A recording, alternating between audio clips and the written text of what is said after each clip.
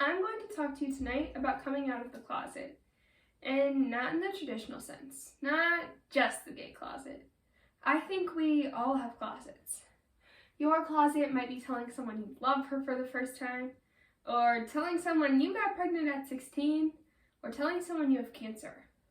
All a closet is a hard conversation, and although our topics might vary tremendously, the experience of being in and coming out of the closet is universal. It's scary and we hate it, and it needs to be done.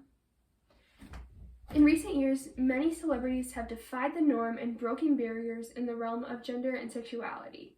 Take for instance Young Thug, who once said, "The androgynous identity of my garments reinforces my belief of no gender boundaries between men and women."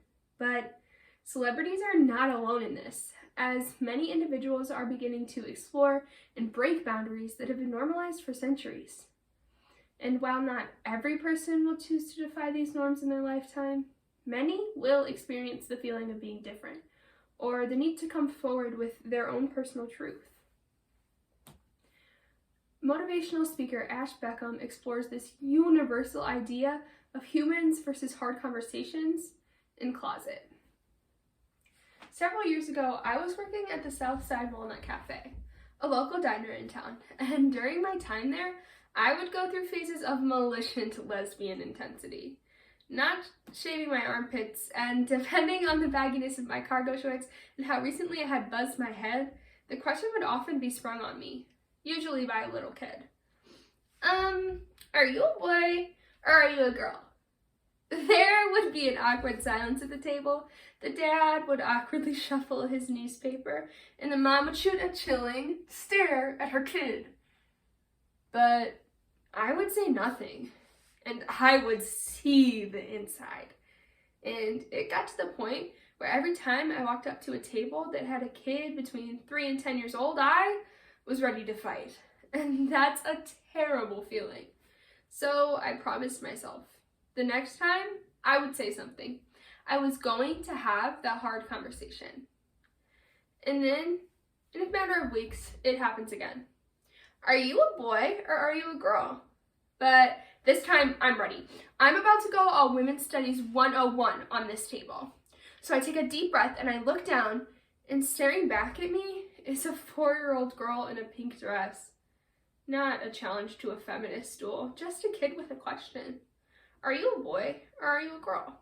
So I take another deep breath, squat down next to her and say, "Hey, I know it's kind of confusing. My hair's short like a boy and I wear boys' clothes, but I'm a girl. And you know how sometimes you like to wear a pink dress and sometimes you like to wear your comfy jammies? Well, I'm more of a comfy jammies kind of girl." This kid looks me dead in the eye without missing a beat and says, "My favorite pajamas are purple and they got fish on them. Can I get a pancake, please?" And that was it. Just, "Oh, okay, you're a girl, so how about that pancake?" It was the easiest hard conversation I've ever had. And why? Because Pancake Girl and I, we were both real with each other. So, like many of us, I've lived in a few closets in my life. In all honesty, my closet is no different than yours. Sure, I could give you 100 reasons why coming out of my closet was harder than coming out of yours, but here's the thing. Hard is not relative. Hard is hard. Who can tell me that explaining to someone you've just declared bankruptcy is harder than telling someone you cheated on them? Who can tell me that his coming out story is harder than telling your 5-year-old you're divorcing their mother? We need to stop ranking our hard against everyone else's hard and just commiserate on the fact that we all have hard. At some point in our lives, we all live in closets, and they may feel safe, or at least safer than one lies on the other side of that door, but I'm here to tell you, a closet is no place for a person to live. So, I'd like you to imagine yourself 20 years ago. Me, I had a ponytail, a strapless dress, and high-heeled shoes. I was not the malicious lesbian ready to fight any 4-year-old that walked into the cafe. I was frozen by fear, curled up in the corner of my pitch-black closet, clutching my gay grenade, praying it would not go off. My family, my friends, complete strangers, I had spent my entire life trying not to disappoint these people. But I'll tell you, If you do not throw that grenade, it will kill you. One of my most memorable grenade tosses was at my sister's wedding. It was the first time that many in attendance knew I was gay. So, in doing my maid of honor duties in my black dress and heels, I walked around to tables and finally landed on the table of my parents' friends. These were folks that had known me for years.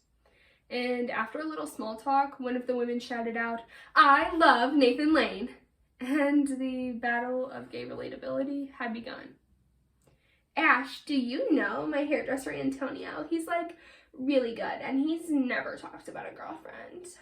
"Ash, what's your favorite movie?" "Our favorite movie? Love Simon. And do you know who our favorite character is?" "Simon." And then one woman stumped, but wanting so desperately to show her support, to let me know she was on my side, she finally blurted out, "Well, sometimes my husband wears pink shirts." I had a choice in that moment, as all grenade throwers do. I could go back to my girlfriend, my gay-loving table, mock their responses, and chastise their unworldliness and their inability to jump through the politically correct gay hoops I had brought with me. Or I could empathize with them and realize that that was maybe one of the hardest things they had ever done. That starting and having that conversation was them coming out of their closets. And sure, it would have been easy to point out where they fell short, but it's a lot harder to meet them where they are and acknowledge the fact that they were trying. And what else can you ask someone to do but try? So hard conversations are still not my strong suit.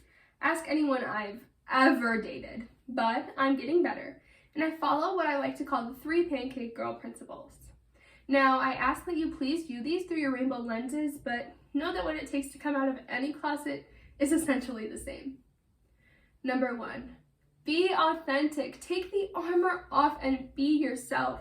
That kid in the cafe had no armor, but I was ready for battle. If you want someone to be real with you, they need to know that you bleed too. Number 2, be direct. Just say it. Rip the band-aid off. If you know you're gay, just say it. If you tell your parents you might be gay, they will hold out hope that this will change. Do not give them that sense of false hope. And number 3, and most important, be unapologetic. You're speaking your truth. Never apologize for that. Never apologize for who you are. And yeah, some folks may be disappointed, but that's on them, not on you. The only story that matters is the one that you want to write. So the next time you find yourself in a pitch black closet clutching your grenade, know we have all been there before. You may feel so very alone, but I promise you are not. And I know it's hard, but I guarantee you, there are others peering through the keyholes of their closets, looking for the next brave soul to bust a door open. So be that person and show the world that we are bigger than our closets and that a closet is no place for a person to truly live.